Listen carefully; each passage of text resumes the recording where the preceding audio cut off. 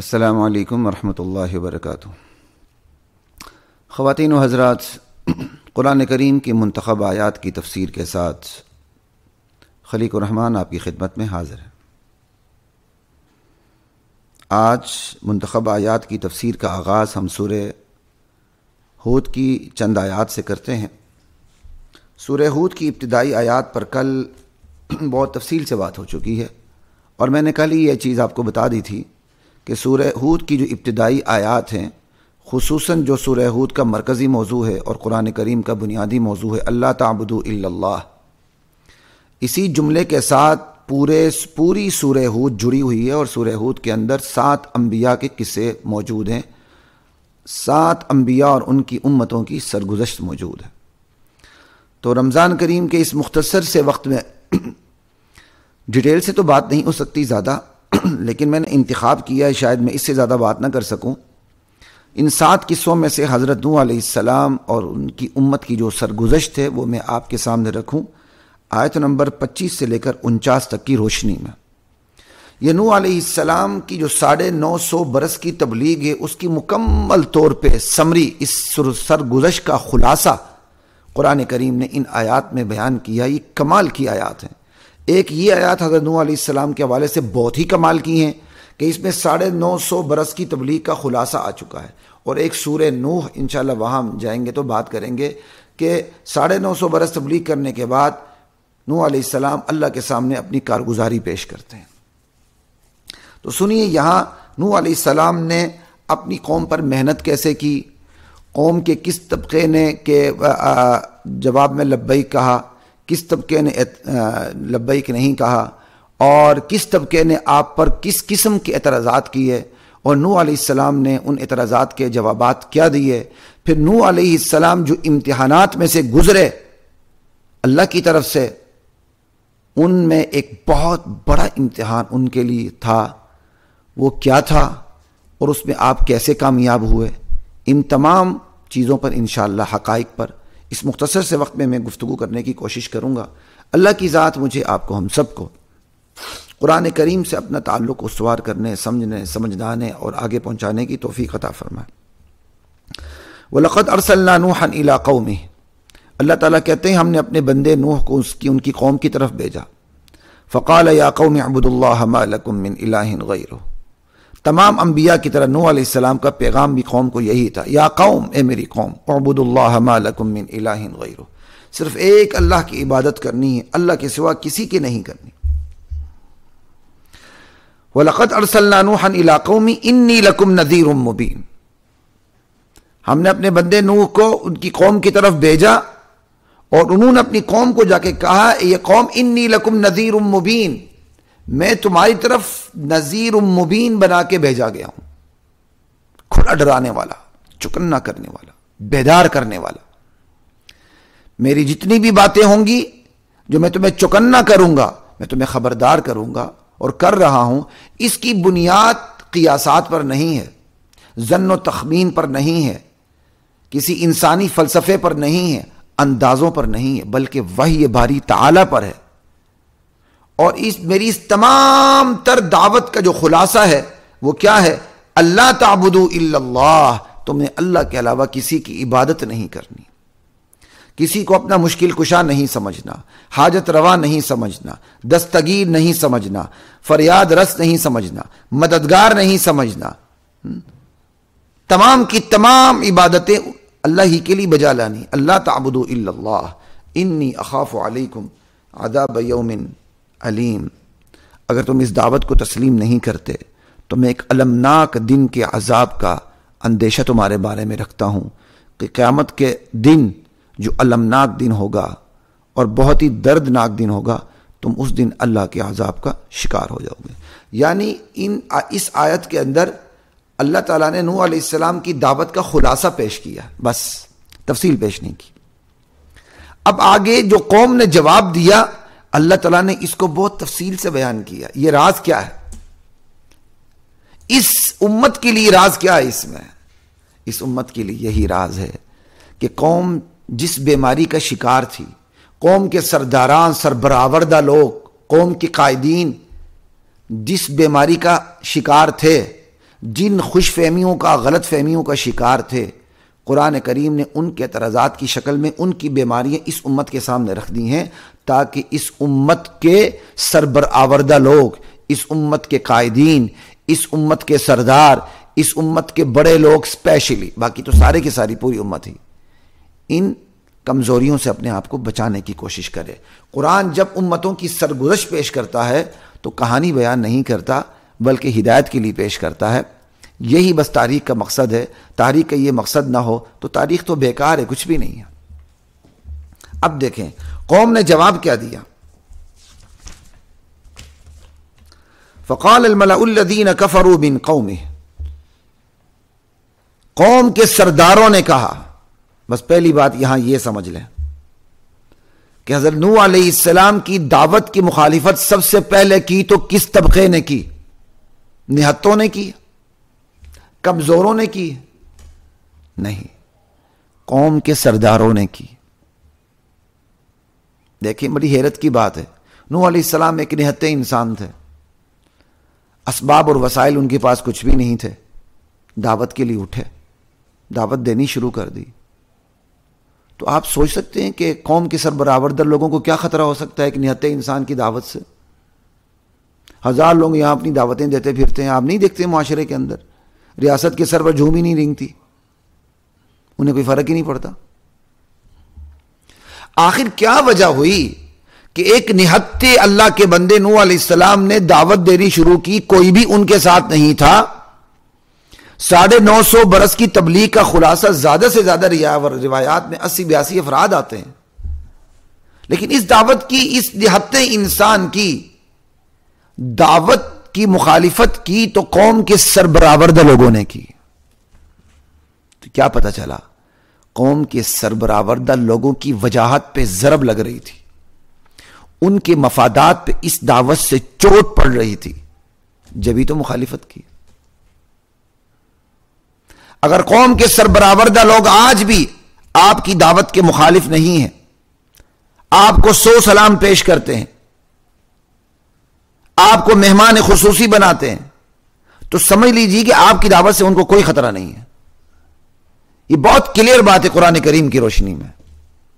نہتے نوح علیہ السلام دعوت دے رہے ہیں اور قوم کے سرداران مخالفت پر اتر آئے۔ سرداران، حالانکہ نہتے کے مقابلے میں زیادہ سے زیادہ کوئی آئے تو نہتا ہی آ جائے نا، غریب کے مقابلے میں غریب آ جائے، نہتے کے مقابلے میں نہتا آ جائے، کمزور کے مقابلے میں کمزور آ جائے، کمزور کے مقابلے میں تو تگڑا آ جائے، تو ایسے ہی اس کو شرم آنے لگتی ہے، یار میں تو کمزور کے مقابلے میں آ رہا ہوں۔ اور سمجھدار انسان جو ہوتا ہے تگڑا، وہ تو کمزور سے لڑتا ہی نہیں، وہ کہتا ہے اس کمزور سے لڑنے میں تو میری جیت بھی ہار ہے، میری ہار بھی جیت ہے۔ لیکن ذرا غور کریں، نہتے انسان کی دعوت کی مخالفت قوم کے سرداران کر رہے ہیں۔ معلوم ہوا اس دعوت سے ان کے مفادات پہ چوٹ پڑ رہی تھی، اور اس دعوت سے جو چند ایک لوگ تیار ہو رہے تھے وہ ایسے نظریاتی اور سرفرے تھے، انہیں پتا تھا کہ یہ اپنے نظریات پر سودا نہیں کریں گے، یہ اپنے نوح علیہ السلام کی بتائی ہوئی تعلیمات پر اپنی جان لٹا دیں گے۔ اور سربراہوردہ جو لوگ ہوتے ہیں وہ اندر سے بڑے بزدل ہوتے ہیں، اپنی جان کے حوالے سے بھی، اپنے مفادات کے حوالے سے بھی۔ نہتے انسان کی دعوت پر چند ایک نہیں لبیک کہا تو انہوں نے کہا یار یہ چند ایک نہیں ہے، یہ تو ہم سب کو آگے لگا دیں گے۔ تو سرداران قوم کے مفادات پہ ضرب لگ رہی تھی، ان کے مفادات پہ چوٹ پڑ رہی تھی، تبھی تو انہوں نے مخالفت کی۔ اور مخالفت میں رویے کیا اختیار کیا، ذرا غور کیجیے گا۔ میں کوشش کروں گا اللہ کرے میں وعدے کے مطابق یہ سورہ ہود کی 25 سے 49 آیات تک کا خلاصہ آپ کے سامنے پیش کر سکوں، بڑا محدود سا وقت ہے۔ لا الہ الا اللہ، اللہ نے زندگی دی تو انشاءاللہ رمضان کے بعد ہم اپنا مستقل سلسلہ شروع کریں گے قرآن کریم کا، انشاءاللہ بالکل ابتداء الف لام میم سے الحمدللہ سے انشاءاللہ۔ اللہ تعالیٰ نے کہا فقال الملأ الذین کفروا من قومہ ما نراک الا بشرا مثلنا، پہلا اعتراض ان کا یہ تھا کہ نوح تم تو ہم جیسے ایک بندے ہو، نبی بن کے اٹھ کے آگے ہو ہمارے پاس۔ اگر کوئی نبی ہوتا تو کوئی بہت بڑا چودھری ہوتا، سردار ہوتا کم از کم، وگرنہ کوئی فرشتہ ہوتا بھائی، انسان ہی انسان کو سمجھانے کے لیے آ جائے، ہماری کھوپڑی میں یہ بات نہیں آتی. لا الہ الا اللہ. سمجھ آئی؟ کیونکہ یہ جو میں نے آپ کو یہ کہا نا ابھی کہ کوئی ہم سے کوئی بہت بڑا بندہ ہوتا ہے، میں نے اس لیے کہا کہ آگے آیات کے اندر یہ ایک اس کا اشارہ بھی ملتا ہے. پھر قرآن کریم سے بھی بہت سی چیزوں کا پتہ چلتا ہے مشرکین اقوام کے مزاج کے، اس پہ میں آگے جا کے بات کروں گا. تو یہاں چلیں اتنا ہی سمجھ لیں کہ انہوں نے کہا کہ بھائی آپ تو ہم جیسے ایک انسان ہو، جیسے آپ انسان، ہم انسان، انسان کو ان کو سمجھانے کے لیے اٹھ کے آ جائے، ہم تسلیم کرنے کے لیے تیار نہیں کہ انسان نبی ہو جائے. تو مشرک قوم کی ایک بیماری کا کیا پتہ چلا آپ کو؟ مشرک قومیں، نافرمان قوموں نے رسالت اور بشریت میں، رسالت اور انسانیت میں تضاد سمجھا. انہوں نے کہا نو تو انسان ہے، یہ رسول نہیں ہو سکتا. کیونکہ انسان رسول کیسے ہو؟ بشر رسول کیسے ہو؟ ان انتم الا بشر مثلنا. یعنی نافرمان قوموں نے رسالت اور بشریت میں، رسالت اور انسانیت میں تضاد سمجھا کہ یہ دو چیزیں جمع نہیں ہو سکتی. نافرمان قوموں کے اثرات آج ہم ماننے والوں میں بھی ہیں. آج چونکہ ہمیں خاندانی طور پر ورثے میں، ترکے میں اسلام ملا ہے، لیکن جراثیم کچھ ہمارے اندر نافرمان قوموں کے موجود ہیں. تو آج بھی کچھ طبقہ ایسا موجود ہے جو کہتا ہے کہ رسالت اور بشریت میں تضاد ہے، لیکن وہ رسالت کا انکار نہیں کرتا کیونکہ اسے خاندانی طور پر ترکے میں اسلام ملا ہے، شناختی کارڈ میں اس کے ساتھ اسلام لکھا ہوا ہے اس کے مذہب میں. تو لہٰذا وہ رسول کو رسول تو مانتا ہے لیکن بشر نہیں مانتا کہ رسول تو ہیں، بشر نہیں ہے. چونکہ وہ نوح علیہ السلام کی قوم کے لوگ کافر تھے، تو انہوں نے کہا یہ تو ہماری قوم کا ایک بندہ ہے. تو وہ بندہ تو مانتے تھے نوح علیہ السلام کو، رسول نہیں مانتے تھے. تو نافرمان قوموں نے ہمیشہ رسالت اور بشریت میں تضاد سمجھا ہے. گزشتہ قوموں نے رسول نہیں مانا، انسان مانا. اور آج کے بہت سے لوگ جو ان سے متاثر ہیں وہ اللہ کے نبی کو، محمد رسول اللہ کو رسول مانتے ہیں، بشر نہیں مانتے. بیماری ایک ہی ہے، رسالت اور بشریت میں تضاد سمجھنا. ما نراک الا بشرا مثلنا. اور اب دیکھیں دوسری ان کی بیماری، تم ہماری ہی جیسے انسان ہو، کھاتے ہو، پیتے ہو، بازاروں میں جاتے ہو، اپنی حاجات پوری کرتے ہو، تمہارے ساتھ بھی ضروریات لگی ہوئی ہیں، ہمارے ساتھ بھی ضروریات لگی ہوئی ہیں. تو جو بندے کے ساتھ ضروریات لگی ہوئی ہوں وہ کیسے نبی ہو سکتا ہے؟ نبی تو وہ جس کے ساتھ کوئی ضرورت نہ لگی ہوئی ہو.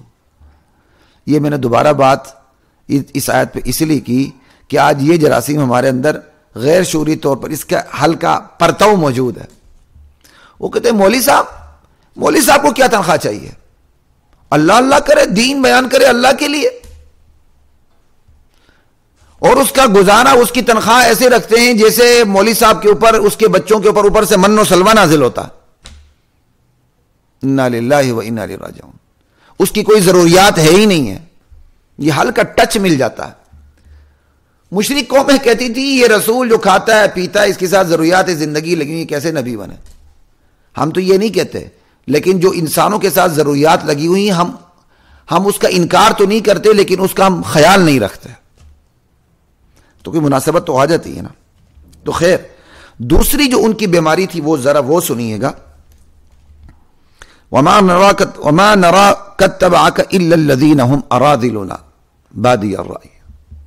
کہ نوح، ہم دیکھتے ہیں کہ ہم میں سے جس نے بھی تمہاری پیروی کی ہے نا وہ کوئی عقل مند بندہ نہیں ہے. ہم میں سے جن لوگوں نے تمہاری پیروی کی وہ ہماری قوم کے سفلے لوگ ہیں، ہماری قوم، ہماری سوسائٹی، ہمارے معاشرے کے نیچ لوگ ہیں، رذیل قسم کے لوگ ہیں، دبے ہوئے لوگ ہیں، غریب لوگ ہیں، بے اسباب لوگ ہیں، بے وسائل لوگ ہیں. کوئی بڑائی ہے، کوئی ترخان ہے، کوئی موچی ہے، کوئی یہ ہے، کوئی وہ ہے. ہم میں سے جو نچلی طبقے کے لوگ ہیں، سفلے لوگ ہیں، رذیل لوگ ہیں، انہوں نے تمہیں نبی مانا. اور نبی مانا بھی ہے تو کوئی سوچ سمجھ کے نہیں مانا. بادی الرأی، بس تم نے اپنی نبوت کی بات سنا دی تو نبوت کی بات ان کے دماغ میں جیسے ہی لگی، بغیر سوچے سمجھے انہوں نے ہاں کر دی. ان کے پاس تو سوچنے، سمجھنے، تجزیہ کرنے اور نتیجے تک پہنچنے کی صلاحیت ہی نہیں ان لوگوں کے پاس. ان کے پاس تو ادراک، شعور نام کی کوئی چیز ہی نہیں. ایک تو اوپر سے وہ سفلے اور رذیل اور نیچ لوگ، دوسرے اوپر سے وہ کم عقل لوگ. دیکھ رہے ہیں قوم کا دماغ آپ. نافرمان قوموں کا دماغ کیسے ہوتا ہے، بس اللہ میرے اور آپ کی حفاظت فرمائے، وہ بھی نبی کی موجودگی میں، نبی کے مقابلے میں، نبی پر ایمان لانے والوں کے مقابلے میں، اور نبی پر ایمان لانے والوں کی جو سیرت کا انقلاب ہے اس سے اندھے ہو کے وہ یہ باتیں کر رہے ہیں۔ وہ ان کے نزدیک کوئی بڑائی کی بات نہیں ہے کہ ایک بدکار انسان بہترین نیکوکار بن گیا، ایک شرابی، زانی، جو بھی ہے، ان تمام چیزوں کو چھوڑ کے وہ اللہ کی طرف آ گیا، قبروں کے اور بتوں کے سامنے سجدہ ریز ہونے والا، اللہ کے سوا دوسروں کو مشکل کشا اور حاجت روا سمجھنے والا، اللہ کے مقابلے میں دوسری ہستیوں کو وہ ایک اللہ کے در پر آ گیا۔ یہ ان کے سامنے کوئی فضیلت کی چیز نہیں تھی، کوئی عقل کی چیز نہیں تھی، کوئی ادراک کی چیز نہیں تھی، کوئی شعور کی چیز نہیں تھی۔ وہ اس کو ادراک شعور نام کی کوئی چیز سمجھتے ہی نہیں تھے۔ وہ تو ادراک شعور یہ ساری چیزیں، دنیا کمانی کیسی ہے، دنیا کو خسروں کے پر ویلے دیتے ہوئے لٹانا کیسے ہے، اور دنیا کے نام پر بڑی بڑی دیگیں پکا کے اپنے مال کو برباد کرنا کیسے ہے، اور دنیا کے رسومات کے اوپر اپنے پیسے کو سیلاب کی طرف، پانی کی طرف بہانا کیسے، اصل چیز تو یہ ہے۔ آج بھی آپ نہیں دیکھتے بہت سے بدقسمت گھرانے اپنے گھر کے لیے جب داماد کا انتخاب کرتے ہیں تو لڑکی سب سے پہلے اس کو ہوٹل میں لے جا کے یہ دیکھتی ہے کہ اس کو ہوٹل کے اندر کھانا آتا ہے، اس کو آرڈر دینا آتا ہے، اس کو ویٹر کے ساتھ بات کرنے کا سلیقہ آتا ہے کہ اس کو آرڈر کیسے دینا ہے، مینیو کی سلیکشن کیسے کرنی ہے۔ انا للہ و انا الیہ راجعون۔ یہ فضیلت کا معیار تو نافرمان مشرک قوموں کا رہا ہے۔ دیکھیے ذرا، تو یہ دو انہوں نے کہا کہ بھائی آپ پر ایمان لانے والے ہماری قوم کے نیچ لوگ ہیں، ایک ہیں بھی بے عقل لوگ، ان کے اندر سوچنے، سمجھنے، تجزیہ کرنے اور پھر نتیجے تک پہنچنے کی کوئی صلاحیت ان کے اندر ہے ہی نہیں ہے۔ وما نرى لكم علينا من فضل۔ اور تیسری بات انہوں نے یہ کہی کہ نوح، ہم تمہاری اور تمہارے ماننے والوں کی اپنے اوپر کوئی برتری نام کی کوئی چیز دنیا کی دیکھتے ہی نہیں ہے۔ اقتدار ہے تو ہمارے پاس، دولت ہے تو ہمارے پاس، سوسائٹی اور معاشرے میں کے اندر دبدبہ، ہیبت، عزت ہے تو ہمارے پاس، کاروبار ہمارا، تہذیب ہماری، تمدن ہمارا، سلطنت ہماری ہیں، یہ چمکنے والی تجارتیں، کاروبار، یہ کر و فر، یہ چلت پھرت، یہ سب کچھ ہمارا، تمہارے تو برتری نام کی کوئی چیز ہمیں نظر ہی نہیں آتی۔ وما نرى لكم علينا من فضل، لا الہ الا اللہ۔ تو آخری کیا بات کی؟ بل نظنکم کاذبین، لا الہ الا اللہ، ہم تو اپنے اوپر تمہاری کوئی فضیلت دیکھتے ہی نہیں ہے۔ یہ وہی بات ہے جو مشرکین مکہ نے نبی علیہ السلام سے کہی تھی، لولا نزل هذا القرآن على رجل من القريتين عظیم، اس قرآن نے اترنا ہی تھا تو طائف اور مکہ کے کسی بہت بڑے سردار پہ یہ قرآن کیوں نہیں اترا؟ انا للہ و انا الیہ راجعون۔ دیکھیں یعنی قوم کی سوچ کا سٹیٹس دیکھیں۔ آج جو ہم میں سے جو بدکار قسم کے لوگ ہیں، خونخوار قسم کے لوگ ہیں، اور بے دین وڈھیرے جو لوگ ہیں، بے دین جاگیردار لوگ ہیں، ان کا جو دماغ ہے، بس یہ جو ہمارے اس طبقے کا جو دماغ ہے، اس طبقے کا دماغ ایک ہی ہے۔ وہ کہتے ہیں فضیلت اور برتری کا معیار ہے کیا؟ دنیا ہے، دولت ہے، تجارت ہے، کاروبار ہے، تہذیب ہے، تمدن ہے، فنون لطیفہ ہے، آرٹ ہے۔ انا للہ و انا الیہ راجعون۔ تو مشرکین مکہ نے حضور سے کہا تھا اس قرآن نے اترنا بھی تھا تو لولا نزل هذا القرآن على رجل من القريتين عظیم۔ طائف اور مکہ یہ دو بڑی بستیاں ہیں، ان دو بڑی بستیوں کے میں سے کسی بہت بڑے سردار پہ، بڑے انسان پہ وہی کیوں نہ اتری؟ تم پر ہی اترنی تھی جس سے پورا بچپن یتیمی میں اور ملازمت میں اور مزارات میں ملازمت میں تم نے گزارا، بکریاں چراتے ہوئے گزارا، لوگوں کی نوکری کرتے ہوئے گزارا۔ انا للہ و انا الیہ راجعون۔ تو یہ ہے سوچ نافرمان قوموں کی۔ یعنی آپ 4-5 بیعتیں جمع ہو گئیں۔ مخالفت کس نے کی؟ قوم کے سرداروں نے کی۔ نبی کی دعوت سے سب سے پہلے چوٹ قوم کے جو برابر جو لوگ ہوتے ہیں نا، ان کے مفادات پہ پڑتی ہے۔ تو اس لیے مخالفت بھی سب سے پہلے قوم کا جو بااختیار طبقہ ہوتا ہے وہی نبی کی دعوت کی مخالفت کرتا ہے۔ آج بھی ایسا ہی ہے۔ ایک بات، قوم کے بااختیار طبقہ کہتا ہے کہ نبی ما نراک الا بشرا مثلنا، ہم تو انسان کو نبی ماننے کے لیے تیار ہی نہیں ہے۔ وہ رسالت اور بشریت میں تضاد سمجھتے تھے۔ 2، اور تیسری بات، تمہاری پیروی کرنے والے ہمارے معاشرے کے نیچ لوگ ہیں، کمی قسم کے لوگ ہیں، مزدور قسم کے لوگ ہیں۔ چوتھی بات، وہ صرف کمی مزدور نہیں ہے، بے عقل بھی ہیں، ان کے پاس سوچنے سمجھنے نتیجہ خاص کرنے تجزیہ کرنے کی کوئی صلاحیت نہیں۔ پانچویں بات، تم میں سے کسی ایک کی بھی برتری ہم نہیں دیکھتے ہیں، جو کچھ دنیا ہمارے پاس ہے تمہارے پاس تو کچھ بھی نہیں۔ 5 باتیں آپ سامنے آ رہی ہیں۔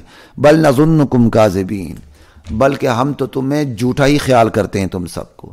یہاں ذرا تھوڑا سا لفظ پہ توجہ دیجیے گا، انہوں نے یقین سے نہیں کہا، ظن کا لفظ استعمال کیا، بل نظنکم کاذبین، ہمارا گمان ہے کہ تم جھوٹے ہو۔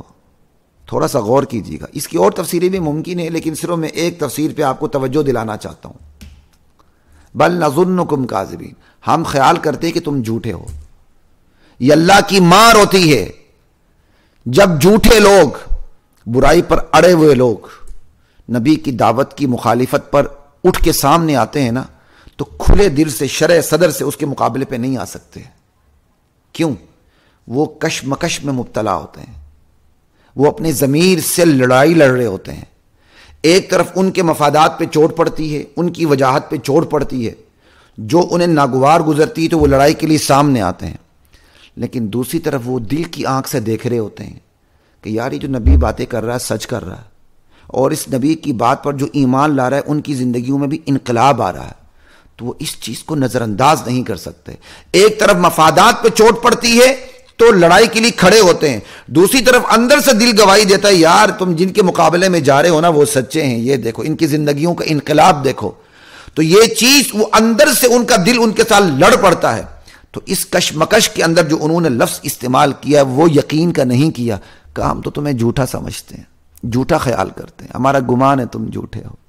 یعنی وہ یقین سے نوح علیہ السلام کو رد نہیں کر سکے، حالانکہ کس یقین کے ساتھ انہوں نے پیچھے اعتراضات کیے ہیں، لیکن جب نتیجہ نکالا یقین سے رد نہیں کر سکے، شرع صدر سے رد کر کے میدان میں نہیں آئے میدان میں، لیکن ان کا دل ان کے ساتھ جنگ کر رہا تھا، اور اللہ تعالیٰ نے جو ان کی اندرونی کشمکش تھی اس کو ظاہر باہر کرنے کے لیے ظن کا لفظ استعمال کیا، بل نظنکم کاذبین۔ پھر کہہ رہا ہوں اس ظن کی اور تفسیریں بھی ہو سکتی ہیں، لیکن یہ وقت یہ موقع نہیں۔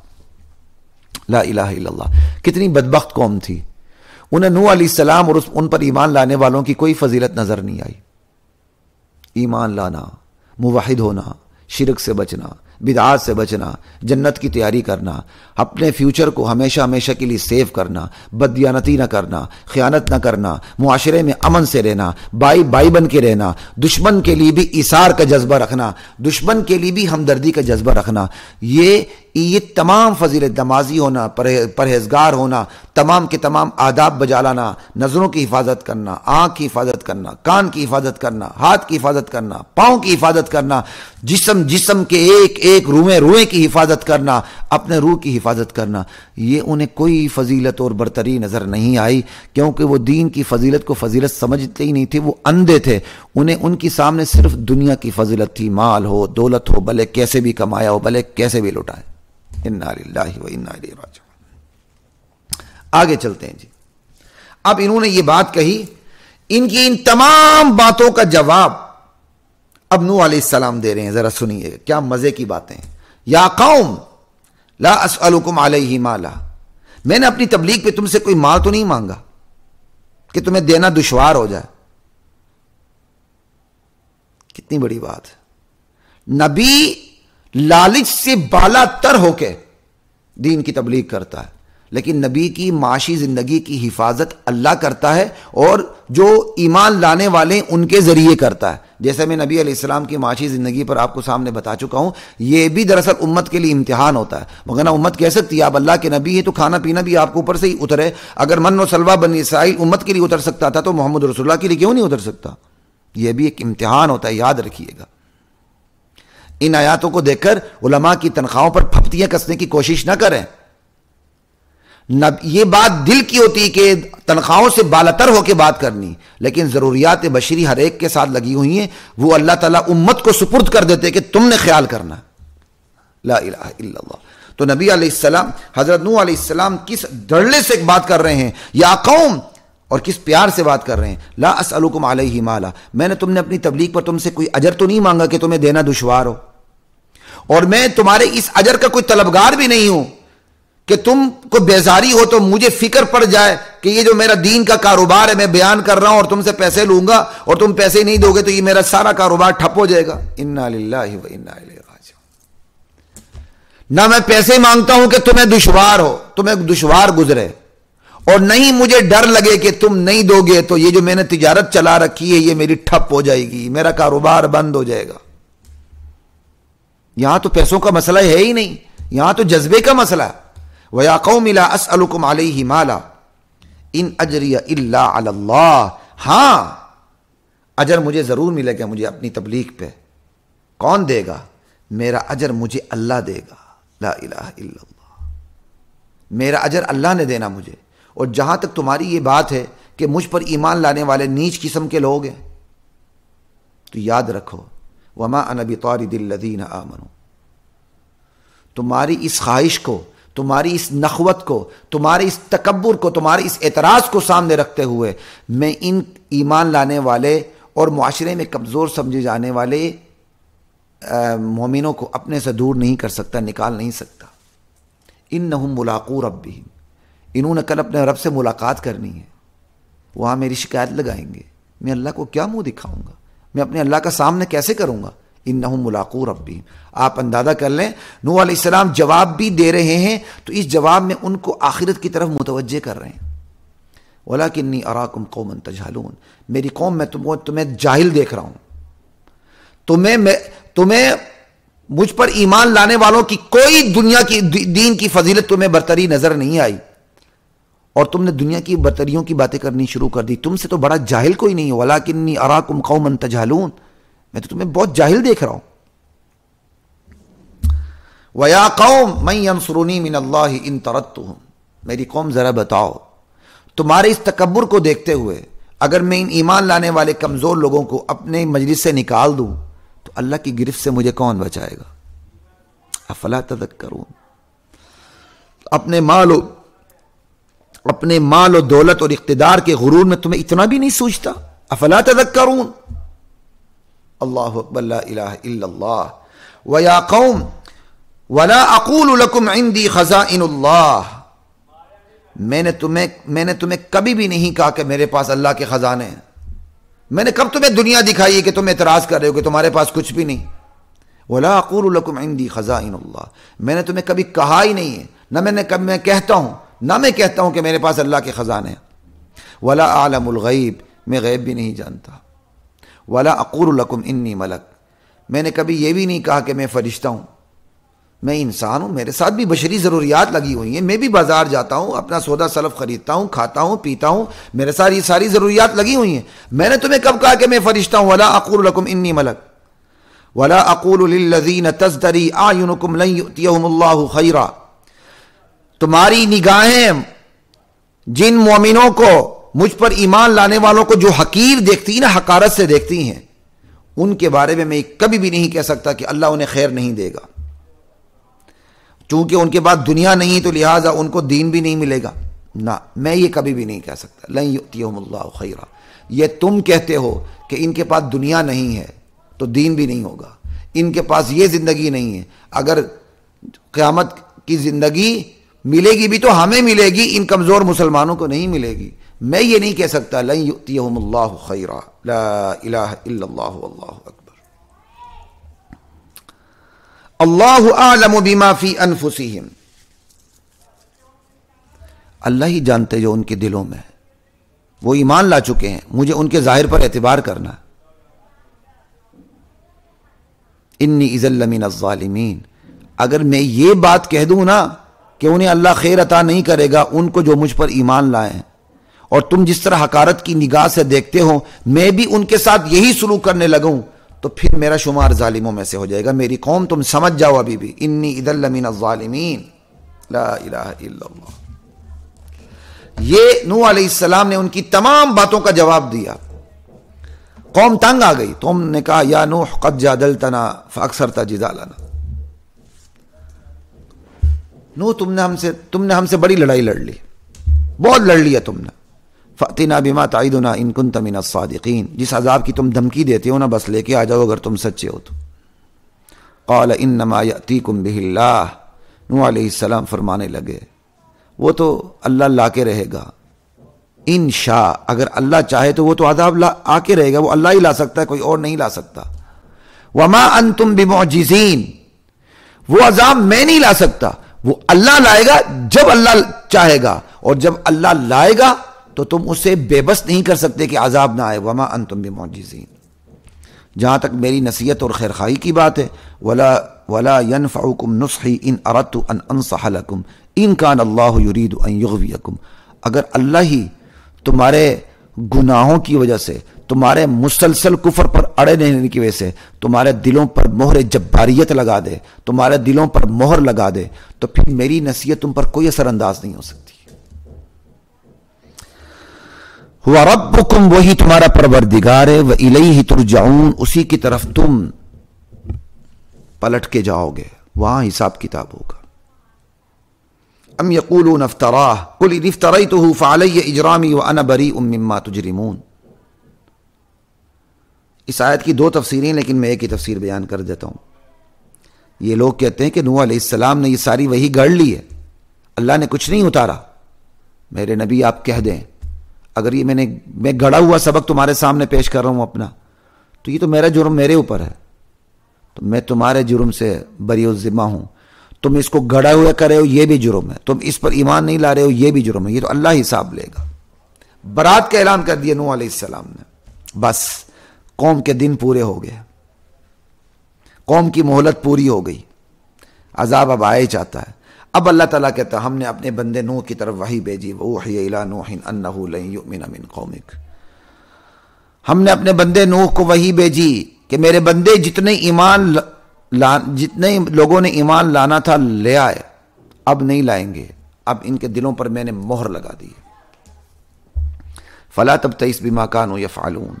بس اب ان کی کرتوتوں پر آپ نے غم نہیں کھانا، بس ایک کشتی بناؤ ہماری نگرانی میں، اور ہماری کیا کہتے ہیں ہدایات کی روشنی میں. وَاصْنَعِ الْفُلْكَ بِأَعْيُنِنَا وَوَحْيِنَا وَلَا تُخَاطِبْنِي فِي الَّذِينَ ظَلَمُوا. اپنی ظالم قوم کے بارے میں اب مجھ سے سفارش نہ کرنا. کتنی بڑی بات.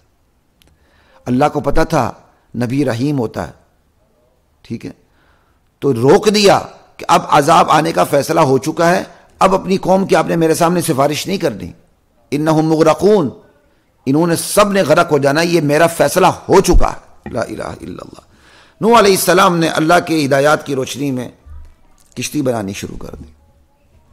اب قوم کے سرداران گزرتے تھے، نوح علیہ السلام کو کشتی بناتے ہوئے دیکھتے تھے، کہتے اچھا ماشاء اللہ بڑے نبی بنتے تھے، بڑائی کا کام شروع کر دیے، ترخان بن گئے ہو.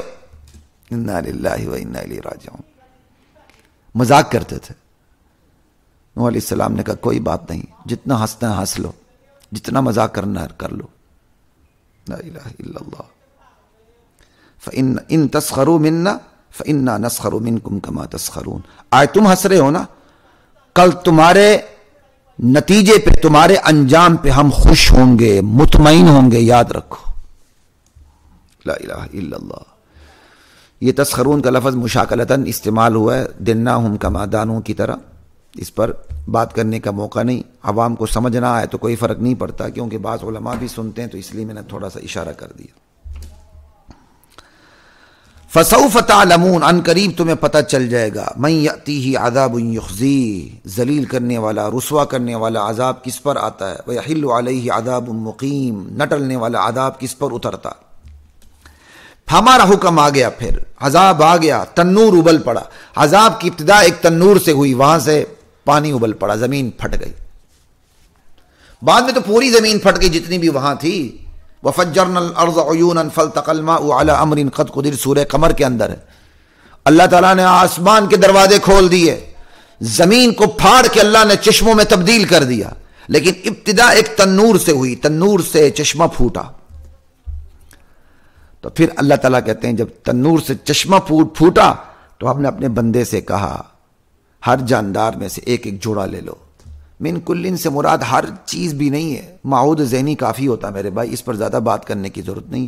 بہرحال جن چیزوں کی ضرورت تھی اور اللہ کو منظور تھا کہ کس جاندار کا جوڑا کشتی میں بٹھانا ہے، نوح علیہ السلام نے نر مادہ کشتی میں بٹھا دی. اتنی بڑی کشتی تھی، آپ اندازہ کر لیں، ٹھیک ہے. لیکن کہہ دیا کہ جن کے بارے میں فیصلہ ہو چکا ہے وہی اس میں بیٹھیں گے، جو ایمان والے ہیں وہی بیٹھیں گے، جن کے بارے میں فیصلہ ہو چکا ہے کہ وہ نہیں بیٹھ سکتے، کافر ہے وہ نہیں بیٹھیں گے، الا من سبق علیہ القول ومن آمن، اور آپ کے گھر والے بھی بیٹھیں گے، گھر میں سے جن کے بارے میں فیصلہ ہو چکا ہے نہیں بیٹھنا وہ نہیں بیٹھ سکیں گے، بیوی بھی نہیں بیٹھ سکی مشرکہ تھی، بیٹا بھی نہیں بیٹھ سکا کہ وہ کافر تھا، مشرک تھا۔ خیر، نوح علیہ السلام نے اب اپنی قوم سے کہا ارکبوا فیہا بسم اللہ مجریہا ومرساہا، میرے امتیوں سوار ہو جاؤ اس کشتی کے اندر، اللہ ہی کے نام سے اس کشتی کا چلنا ہے اور ٹھہرنا ہے۔ نبی علیہ السلام ہر کام کی ابتدا کی تلقین کیا کرتے تھے بسم اللہ سے کرو، تاکہ بندے کی نظر اسباب پہ نہ رہے، مسبب الاسباب، اسباب پیدا کرنے والی ہستی پہ رہے، اپنے اسباب پہ وسائل پہ نظر نہیں ہونی چاہیے، نہیں اپنے اعمال پہ نظر ہونی چاہیے۔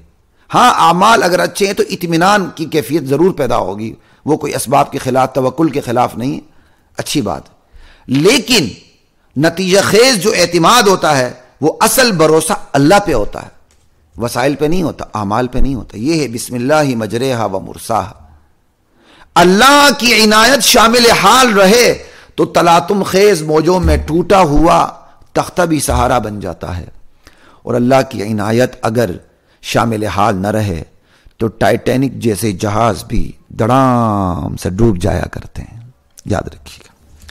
بسم اللہ مجریہا و مرساہا ان ربی لغفور الرحیم، اس کشتی کا چلنا بھی اللہ کے نام سے، ٹھہرنا بھی اللہ کے نام سے، میرا رب بڑا غفور الرحیم ہے، یعنی صاف بتا دیا اعمال پہ میرے امتیوں نظر نہیں ڈالنی، اعمال پہ بھروسہ نہیں کرنا، اپنے ٹوٹے پھوٹے ایمان کو نہیں دیکھنا، بس ان ربی لغفور الرحیم، اللہ پہ بھروسہ کرنا۔ وہی تجری بہم فی موج کالجبال، کیا نقشہ اللہ تعالیٰ پیش کر رہے ہیں۔ ایک انسان نوح علیہ السلام نے کشتی بنائی اور منظر کیا ہے، آسمان کے دروازے کھل چکے ہیں، بارش ہی بارش ہے، طوفان ہی طوفان ہے، پہاڑ کے برابر بڑی بڑی موجیں ہیں، ادھر سے زمین پھٹ کے چشموں میں تبدیل ہو چکی ہے، اور پانی کہاں سے کہاں اوپر آ جا، نکاسی اگر نہ ہو، پانی بند ہو تو پانی کہاں تک چڑھ جا سکتا ہے، آپ سوچ سکتے ہیں۔ اب یہ پورا ایک منظر ہے جو اللہ تعالیٰ اس میں دکھا رہے ہیں، وہی تجری بہم فی موج کالجبال، یہ کشتی نوح علیہ السلام اور ان پر ایمان لانے والوں کو لے کے جا رہی ہے ایسی موجوں کے درمیان جو پہاڑ جیسی موجیں ہیں، سمندر اوپر سے پہاڑ جیسی موجیں، اللہ اکبر، سیلاب کا سمندر، وہی تجری بہم فی موج کالجبال۔ ایسے میں اللہ تعالیٰ نے نوح علیہ السلام کو ان کا بیٹا دکھا دیا، خدا کی قسم، اولاد والے جانتے ہیں یہ کتنا بڑا امتحان ہے۔ جس طرح باقی قوم غرق ہو گئی، نوح علیہ السلام نے سب کو غرق ہوتے تو نہیں دیکھا ہوگا نا، لیکن نوح علیہ السلام کے بیٹے کو غرق ہوتے ہوئے اللہ نے دکھایا، باپ کو دکھایا، یہ کتنا بڑا امتحان ہے، سوچ سکتے ہیں؟ ایک باپ اپنے بیٹے کو غرق ہوتے ہوئے دیکھے اور اس غرق ہونے سے پہلے بھی سمجھانے کی کوشش کریں، اس کے ترلے کرے، بیٹا آ جا۔ اب وہ کشتی جا رہی ہے، پتہ نہیں کتنے ڈوب کے مر گئے ہوں گے، نوح علیہ السلام نے نہیں دیکھا، لیکن اللہ تعالیٰ نے بیٹے کو سامنے دکھا دیا۔ وَنَادَى نُوحٌ ابْنَهُ، بے اختیار پکار اٹھے نوح علیہ السلام، بیٹے کو پکارا، کیا کہا؟ اور وہ ان سے علیحدہ تھا، دور کھڑا تھا، یا بنیا، اے میرے بیٹے۔ بنیا میں شفقت کا پہلو بھی نظر آ رہا ہے، بنیا میں دعوت کا پہلو بھی نظر آ رہا ہے، دیکھیں ذرا، ارکم معنا، بیٹا آجا، سوار ہو جا، ولا تکم مع الکافرین، کافروں کو چھوڑ دے، وہ راستہ چھوڑ دے، وہ تمہارا نہیں، آ جاؤ، آپ ادھر آ جاؤ۔ بیٹے نے کہا باپ ایسی ہاتھ کی بنائی ہوئی کشتی میں جا رہا ہے، اتنی تلاطم خیز موجوں کا مقابلہ یہ کشتی کیسے کرے گی؟ کہا سآوی الی جبل، ابا جان میں پہاڑ پہ چڑھ جاؤں گا، یعصمنی من الماء، بچ جاؤں گا پانی سے، یہ مجھے پانی سے بچا لے گی، کیا کہتے ہیں، بچا لے گا یہ پہاڑ۔ لا عاصم اليوم من امر اللہ الا من رحم، ابا جان نے کہا نہیں بیٹا، آج بچنے والا کوئی نہیں، لا عاصم، آج بچانے والا کوئی نہیں، لا عاصم، میں نے دونوں ترجمے کر دیے، لا عاصم اليوم من امر اللہ، آج اللہ کے عذاب سے کوئی بچنے والا نہیں، کوئی بچانے والا نہیں، وہی بچے گا جس پر اللہ رحم کرے گا، الا من رحم۔ وحال بینہم الموج فکان من المغرقین، باپ بیٹے کے درمیان یہ مکالمہ جاری تھا، ایک موج آئی اور بیٹے کو لے گئی اٹھا کے اور غرق کر دیے، باپ کی نظروں کے سامنے بیٹا ڈبکیاں کھاتا وہ غرق ہو گیا۔ یہ آخری سب سے بڑا امتحان تھا نوح علیہ السلام پر اللہ کی طرف سے، کہ وہ نوح علیہ السلام جو اولو العزم پیغمبر تھے، جنہوں نے اللہ کی خاطر 950 برس تبلیغ کی، اللہ تعالیٰ نے اپنے اس عظیم ترین نبی کے سامنے بیٹے کو غرق ہوتے ہوئے دکھایا کہ یہ لو میرے نبی اپنے بیٹے کو غرق ہوتے ہوئے دیکھ لو۔ اس سے بڑا کوئی امتحان ہو سکتا ہے باپ کے لیے؟ پھر کوئی یہ کہے نبوت کے اوپر بھی کوئی منصب ہے جسے امام کہتے ہیں، اللہ کی اس پر ایک نہیں 1,00,000 بار لعنت ہو، اور ایسا شخص جو نبوت سے اوپر بھی امامت غیر امامت کوئی اور منصب سمجھتا ہے، وہ اسلام کے نزدیک پکا کافر، زندیق، ملحد اور مرتد ہے۔ لا الہ الا اللہ واللہ اکبر۔ نبی نے جو قربانیاں دی ہیں، دنیا کا بڑے سے بڑا امام اس قربانی کا خواب میں بھی نہیں سوچ سکتا۔ لا الہ الا اللہ واللہ اکبر۔ اللہ اس طبقے سے ہماری جان چھڑا دے جس طبقے نے نبوت سے اوپر بھی اپنے منصب ایجاد کیے ہوئے ہیں اور کہتے اپنے آپ کو مسلمان ہیں، اور وہی کا سلسلہ آج بھی جاری سمجھتے ہیں۔ لا الہ الا اللہ واللہ اکبر۔ وقت کم ہے، آگے جانا چاہ رہا ہوں۔ لا الہ الا اللہ۔ وقیلا، ادھر باپ، ادھر بیٹا غرق ہوتا ہے، ادھر بس عذاب پورا ہو جاتا ہے۔ دیکھ لیا آپ نے؟ وقیل یا ارض ابلعی ماءک، اعلان کر دیا گیا، یا ارض ابلعی ماءک، اے زمین اپنا پانی نگل لے۔ کیا شاہانہ انداز ہے اللہ تعالیٰ کا، کیا حاکمانہ انداز ہے اللہ تعالیٰ کا۔ قرآن کی زبان کو سمجھنے کی کوشش کیا کریں۔ قرآن جس اسلوب میں گفتگو کرتا ہے نا، اس اسلوب کے اندر اتر جائے کریں، تب قرآن کا مزہ آتا ہے، ورنہ قرآن بڑا بے ربط لگتا ہے، قرآن میں مزہ نہیں آتا۔ ہمیشہ یاد رکھیے گا، اگر آپ نے قرآن سے مزہ لینا ہے، قرآن جس اسلوب میں گفتگو کرتا ہے اس اسلوب کے اندر آپ اتر جائیے گا، اتر جائیں، اس اسلوب میں آپ اپنی تیراکی شروع کر دیں، مزہ تب آتا ہے۔ یہ دیکھیں آپ اس اسلوب کو، کتنا حاکمانہ اسلوب ہے، کتنا شاہانہ اللہ تعالیٰ کا اسلوب ہے، اور یہ اس اسلوب کے اندر اللہ کی کتنی بے نیازی کھل کے سامنے آ رہی ہے۔ ادھر بیٹا غرق ہوتا ہے، ادھر عذاب کا قصہ تمام ہو جاتا ہے۔ کہ وقیلا یا ارض ابلعی ماءک، اے زمین اپنا پانی نگل لے۔ وَيَا سَمَاءُ أَقْلِعِي، اے آسمان اپنے کام سے رک جا، تھم جا۔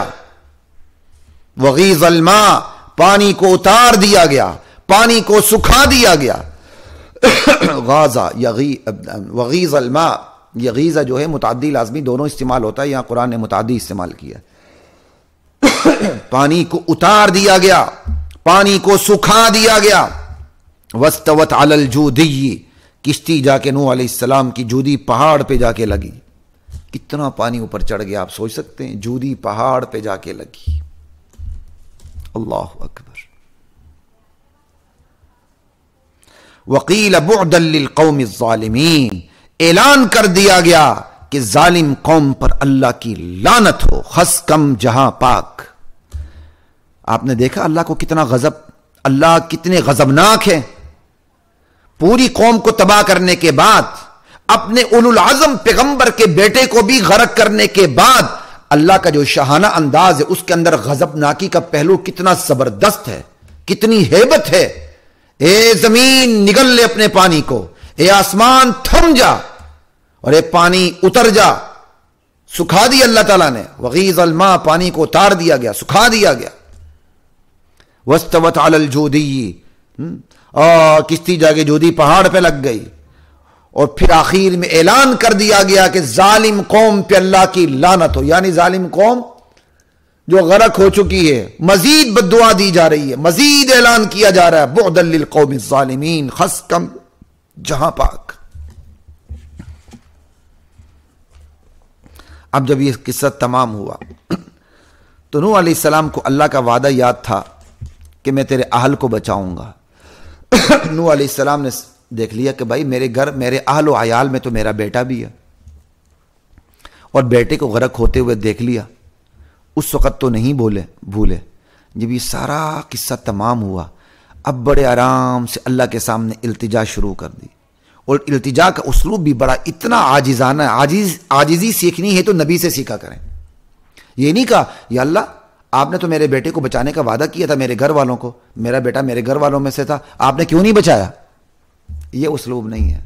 وَنَادَى نُوحٌ رَبَّهُ فَقَالَ رَبِّ إِنَّ ابْنِي مِنْ أَهْلِي، نوح نے اپنے پروردگار کو پکارا، کیا کہا؟ ربی، اے میرے پروردگار، ان ابنی من اہلی، میرا بیٹا تو میرے اہل میں سے تھا۔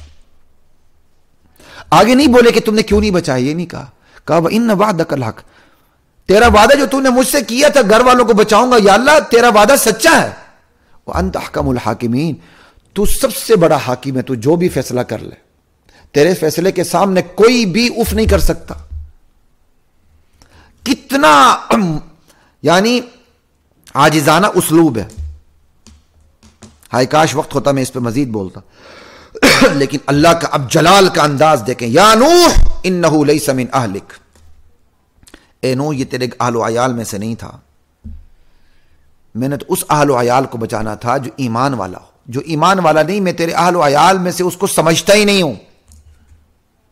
انہ لیس من اہلک، کیوں تیرے حال میں سے نہیں تھا؟ انہ عمل غیر صالح، وہ سراپا عمل غیر صالح تھا۔ جیسے ہم زید عدل کہہ دیتے ہیں، زید عدل، جیسے ہم انگلش میں بھی جسٹس کا لفظ بولتے ہیں انسان کے اوپر، حالانکہ وہ جسٹس تو نہیں ہوتا، جسٹس وہ جسٹس کرنے کو کہتے ہیں، جسٹس کرتے کرتے کرتے وہ سراپا عدل بن جاتا ہے، سراپا جسٹس ہو جاتا ہے، بالکل یہی ہے۔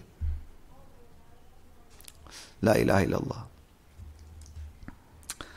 کہا یہ تو سراپا گندگی ہے، انہ عمل غیر صالح فلا تسألنی ما لیس لک بہ علم، یہ مشرک تھا، یہ سراپا گندگی تھا، جس چیز کا تجھے علم نہ اس کے بارے میں مجھ سے درخواست نہ کیا کر۔ انی اعظک ان تکون من الجاہلین، میں نصیحت کر رہا ہوں میرے بندے نوح، میں تجھے نصیحت کر رہا ہوں جذبات سے مغلوب نہ ہو جائے کرو۔ اللہ اکبر، نادانوں میں سے نہ ہونا، جذبات سے مغلوب نہ ہونا۔ انی اعظک ان تکون من الجاہلین، دیکھ لیا آپ نے، یہ لفظ جاہلین ہے، اس کے اندر جذبات سے مغلوبیت کا معنی ہے، موقع نہیں کبھی بات کریں گے۔ کتنا حاکمانہ انداز ہے اللہ کا، اور نوح علیہ السلام کا بالکل اس طرح، ربی انی اعوذ بک ان اسألک ما لیس لی بہ علم، میرے پروردگار میں تیری پناہ میں آتا ہوں کہ میں ایسا سوال کروں جس کا مجھے علم نہیں۔ وَإِلَّا تَغْفِرْ لِي، یا اللہ اگر تو نے مجھے بخش نہیں دیا، نہ بخشا، وَتَرْحَمْنِی، مجھ پر ترس نہ کھایا، مجھ پر رحم نہ کیا، اکم من الخاسرین، میں تو گھاٹا پانے والوں میں سے ہو جاؤں گا۔ اللہ اکبر، نبی امتحان پہ کیسے اترتا ہے یہ دیکھیں آپ ذرا۔